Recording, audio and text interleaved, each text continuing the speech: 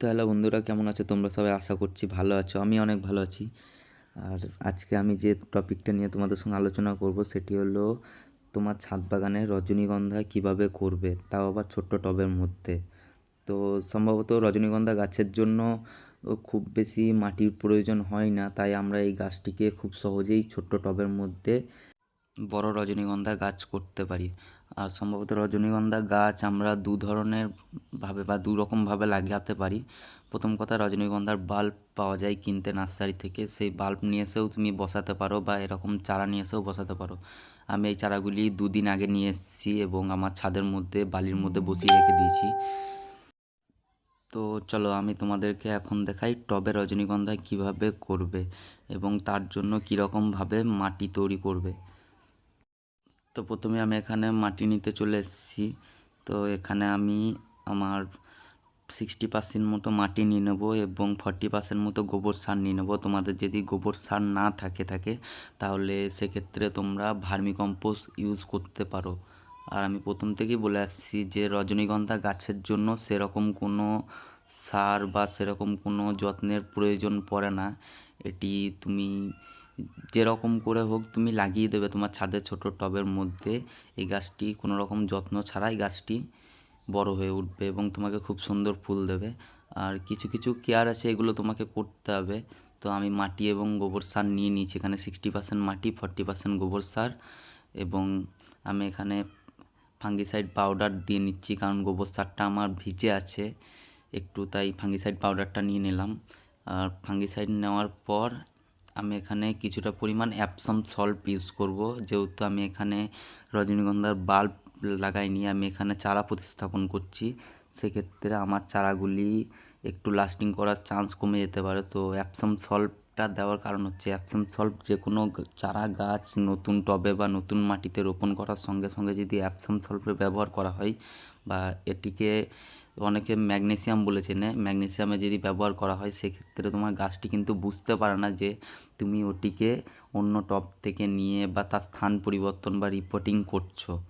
ঠিক আছে, তো অ্যাপসাম সল্ট বা ম্যাগনেসিয়াম এটি যদি তোমাদের কাছে থেকে থাকে সেক্ষেত্রে তোমরা ইউজ করবে, আর যদি না থাকে তাহলে ইউজ করার কোনো প্রয়োজন নেই।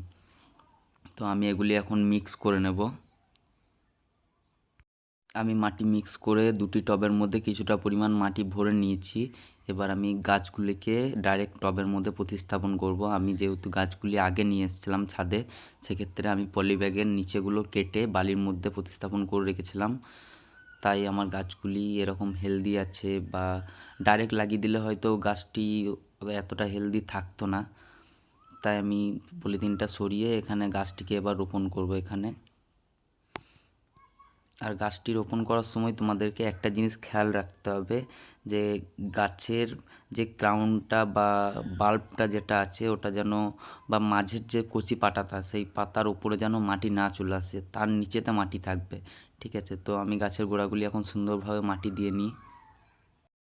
তো দেখতে পাচ্ছ তোমরা, আমি দুটি গাছকে এখন টবের মধ্যে বসিয়ে নিয়েছি এবং এই গাছের যে ম্যাচিউর পাতাগুলো আছে, যে পাতাগুলি এই মাটিতে ঠিকে ছিল, সেই পাতাগুলি আমি কেটে নিচ্ছি। কারণ এগুলি যদি কেটে না নিয়ে এগুলো ডাইরেক্ট মাটির সংস্পর্শে থাকলে আমি যখন জল দেবো সেক্ষেত্রে আমার গাছটিতে ফাঙ্গাস লাগার চান্স থাকতে পারে। তো আমি ম্যাচিউর পাতাগুলোকে কেটে নিয়েছি এবং দুটি গাছের মধ্যে এখন জল দিয়ে নেব।